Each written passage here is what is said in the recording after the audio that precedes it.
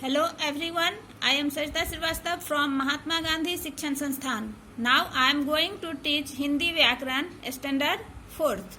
बच्चों, मैंने पहले से भी आपको हिंदी व्याकरण वीडियो के माध्यम से पढ़ा चुकी हूँ और मैं आपको लाइव क्लास जब पढ़ा रही थी तो उसमें मैंने आपको पाठ 2 वर्ण विचार पढ़ा रही थी। उसमें से हमने वर्ण विचार में से मैंने आपको वर्ण के बारे में, वर्ण के भेद, स्वर, व्यंजन और वर्णमाला के बारे में आपको बताया था। तो आज बच्चों मैं आपको इसी वर्ण विचार के अंतर्गत आज मैं आपको मात्राएं और वर्ण विच्छेद पढ़ाने जा रही हूँ। तो बच्चों ध्यान पूर्वक आप यहाँ देखो कि कुछ यहाँ पर शब्द ये लिखे हुए हैं।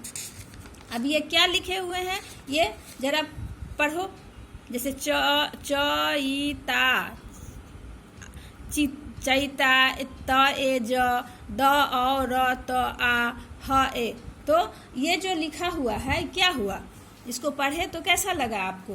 अब अगर इसी को इस तरह से अगर लिख देते हैं कि चीता तेज दौड़ता है, ये सब ये निकल के क्या आया यहाँ पर, चीता तेज दौड़ता है। तो पहले वाक्य में क्या आपने देखा कि पहले वाक्य में स्वर अपने मूल रूप में, पहले वाक्य में स्वर अपने मूल रूप में व्यंजनों के साथ लिखे गए हैं, व्यंजनों के साथ ये लिखे गए हैं। जबकि दूसरे वाक्य में बच्चों स्वर अपने चिन्हों के रूप में जुड़े हुए हैं। पहले वाक्य में आपने क्या देखा कि स्वर अपने मूल रूप में व्यंजन के साथ लिखे हुए हैं। जैसे स्वर है यहाँ पर ई है, ता है, ए है, औ है, आ है, ए है, ये सब क्या है, स्वर है। तो स्वर अपने मूल रूप में है, यहाँ व्यंजन के साथ लिखे हुए हैं। किंतु ये दूसरे वाक्य में स्वर जो है ये स्वर, ये चिन्ह है, ये सब जो है चिन्ह है, ये सब जो है इसके चिन्ह है, ये चिन्ह के रूप में यहाँ पर ये लिखे हुए, यानी कि स्वर के चिन्ह को यहाँ पर लगाया गया है व्यंजन के साथ।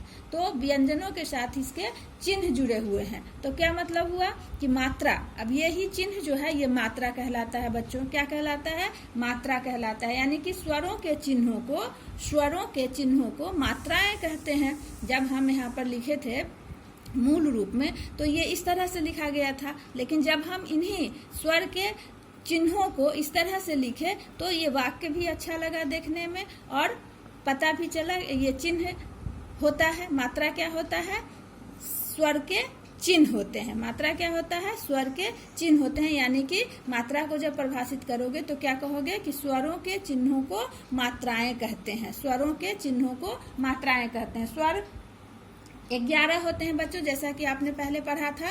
अ के लिए कोई, अ को छोड़कर बाकी सभी स्वरों की मात्राएं होती हैं। अ को छोड़कर, क्योंकि अ सभी व्यंजन में लगा ही हुआ रहता है बच्चों।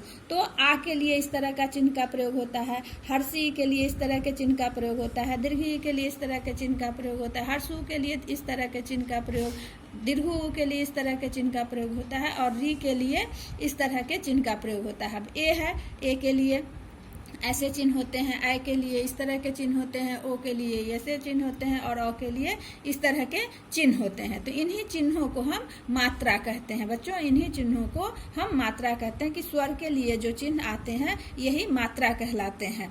तो स्वर अपने मूल रूप में, अब है कि स्वर अपने मूल रूप में व्यंजनों के साथ कर भी, इसके साथ जुड़कर भी शब्द बनाते हैं। स्वर हमेशा अपने मूल रूप में व्यंजनों के साथ जुड़कर शब्द बनाते हैं। जैसे अ से अनार बना, आ से आम बना, ई से इमली बना, री से ऋषि बना, औ से औरत बना, ए से एरी बनता है, ऐसे ऐनक बनता है। इस तरह से स्वर अपने मूल रूप में ये शब्द भी का भी निर्माण करते हैं।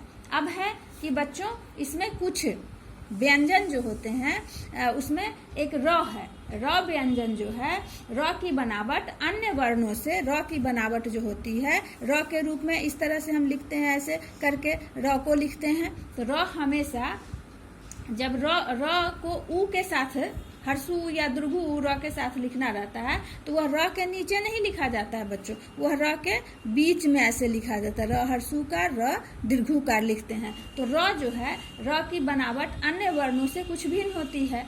अब र एक ऐसा व्यंजन है बच्चों कि जिसके लिखने के ढंग अलग अलग होते हैं। र एक ऐसा व्यंजन है बच्चों जिसके लिखने के ढंग भी अलग अलग होते हैं। जैसे कहीं पर र रेफ के रूप में आता है, कहीं पर र पदेन के रूप में आता है। ये दोनों चिन्ह जो है र पदेन के रूप में है, ये र रेफ के रूप में है बच्चों। तो वर्ण के ऊपर जो र लगता है वो हमेशा रेफ के रूप में लगता है, और वर्ण के नीचे जो र का प्रयोग किया जाता है वह पदेन के रूप में किया जाता है। जैसा मैंने आपको यहाँ पर लिख कर भी बताया कि यहाँ पर सर्प लिखा हुआ है, तो इसमें देखो कैसे बना है। तो ये रेफ जो है, रेफ ऊपर लगा है, तो यहाँ पर र का उच्चारण जो आया है उस वर्ण से पहले आया है। और यहाँ पर जब पदेन का प्रयोग हुआ है तो यहाँ पर स्वर से पहले उसका उच्चारण आया है, उसका उच्चारण हम करते हैं। तो इस तरह से आपने देखा कि र का प्रयोग हम किन किन तरीके से किस तरह से करते हैं। र को हम र के साथ लिखना है, हर्ष दीर्घ की मात्रा, तो हम कैसे लिखते हैं, बीच में लिखते हैं। र को रेफ के रूप में लिखना है तो किसी वर्ण के ऊपर लगाते हैं। र को अगर पदेन के रूप में लिखना है तो र के नीचे लगता है। तो ये वर्ण के ऊपर लगना और वर्ण के नीचे लगना, ये र के रेफ रूप ऊपर लगने के को कहते हैं, और र के नीचे किसी भी वर्ण के नीचे अगर र लगता है तो उसको हम पदेन रूप कहते हैं। अब बच्चों हम लोग आते हैं वर्ण विच्छेद पर। वर्ण विच्छेद क्या होता है बच्चों कि जब किसी शब्द में प्रयुक्त वर्णों को अलग अलग करके लिखना वर्ण विच्छेद कहलाता है। किसी शब्द में प्रयुक्त वर्णों को अलग अलग करके लिखना वर्ण विच्छेद कहलाता है। जैसे यहाँ पर हम भारत, ये भारत एक शब्द है। अब इस शब्द को, इसमें कई वर्ण हैं, स्वर भी मिला हुआ है, व्यंजन भी मिला हुआ है। अब इसको हम अलग अलग करके लिखते हैं। तो भ जोर, भ में हलंत लगाते हैं, जोर आ, जोर र, जोर अ, जोर त, जोर अ। तो ये हमको क्या बन गया, भारत। तो ये क्या कहलाया, वर्ण विच्छेद, यानी वर्णों को हम अलग कर दिए, स्वर को भी अलग कर दिए, व्यंजन को भी अलग कर दिए। आंगन लिखा हुआ है तो आ जोर ग, जोर अ, जोर न, जोर अ, तो आंगन बन गए। ये जो नीचे ये चिन्ह जो लगा हुआ है बच्चों, इसे हलंत कहते हैं। हलंत में व्यंजन को दिखाने के लिए हलंत का प्रयोग किया जाता है। हलंत का प्रयोग बच्चों हमेशा व्यंजन को मूल रूप में दिखाने के लिए किया जाता है, क्योंकि व्यंजन हमेशा स्वर के साथ जुड़ा हुआ रहता है। जब भी हम किसी भी व्यंजन में से स्वर को अलग करेंगे अगर, तो उसमें हमें हलंत ये चिन्ह लगाना पड़ेगा, तभी ये व्यंजन कहलाए। अगर क के नीचे हम ऐसे चिन्ह लगा दिए, हलंत लगा दिए, तो क व्यंजन के रूप में पढ़ेंगे इसको। अगर हम क ऐसे लगा दिए तो ये क में, इसमें अ भी लगा हुआ है, क में अ जुड़ा हुआ है, तो ये क जब हमको लिखना है तो क जोर अ करके लिखेंगे, तो यहाँ पर पूरा क लिखेंगे बच्चों, यानी कि इसमें स्वर जुड़ा हुआ है। और जब स्वर इसमें से हटा दिए तो क को इसके इस तरह से लिखेंगे, तो ये हमको व्यंजन के रूप में लिखना है, तो ये हलंत कहलाता है बच्चों। तो आपने इस तरह से आज क्या पढ़ा, मात्राएं, वर्ण विचार के अंतर्गत मात्राएं और वर्ण विच्छेद। अब अगले वीडियो में हम लोग इसी के अभ्यास के प्रश्नों को समझेंगे। तो अभी तक आपने बच्चों वर्ण विचार में क्या क्या सीखा था कि भाषा की सबसे छोटी इकाई वर्ण कहलाती है। वर्ण दो प्रकार के होते हैं, स्वर और व्यंजन। निश्चित क्रम में लिखे गए वर्ण समूह को वर्णमाला कहते हैं। स्वर के चिन्ह मात्रा कहलाते हैं, अ को छोड़कर बाकी सभी स्वरों के लिए मात्राएं होती हैं।